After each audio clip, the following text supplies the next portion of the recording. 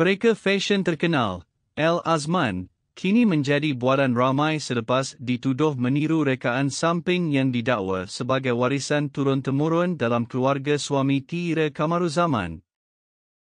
Tuduhan ini mula tersebar apabila seorang individu tampil menyatakan bahawa rekaan samping yang dihasilkan oleh Elle Azman kelihatan sangat mirip dengan samping yang diwarisi dalam keluarga suami. Usahawan terkenal itu. Individu tersebut mendakwa telah cuba mendapatkan penjelasan dengan menghubungi Elle Azman secara pribadi, namun kecewa dengan jawapan yang diberikan. Dah mesej dia, tapi banyak alasan, katanya, yang merasakan isu ini tidak sepatutnya dipandang ringan.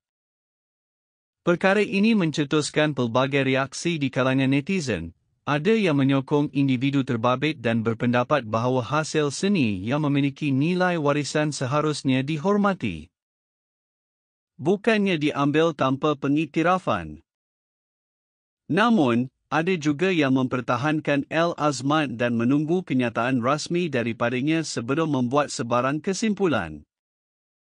Sehingga kini, Elle Azman masih belum memberi sebarang respons terbuka mengenai tuduhan tersebut.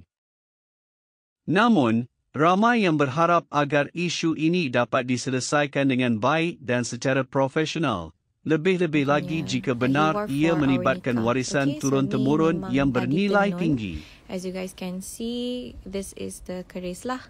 Okay, keris and the design you can see it is carefully dah tenun. Okay, yang ni pula adalah from Elrah Exclusive. Okay,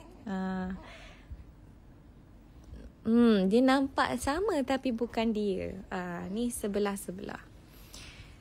So, kenapa colour pun nak kena sama tu yang kita tak faham lah. Tu satu. Lepas tu keris pun dia nak ikut sama. Kita sama. Tapi ni kain belacu dia guna ya untuk sampin. Yang ni adalah itulah. Elle Azman bila nak borak dengan husband saya ni. Tak nak gaduh pun, nak cakap elok je.